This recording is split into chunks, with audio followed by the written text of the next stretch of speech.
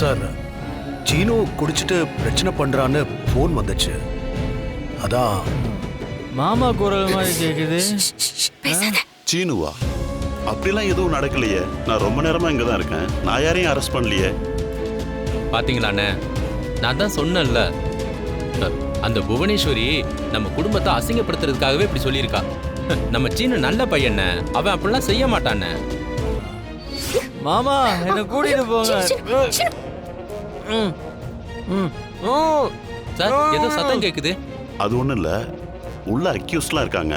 அவங்க ஏதாவது பேசிட்டு இருப்பாங்க. சரி சரி சரி. மாமா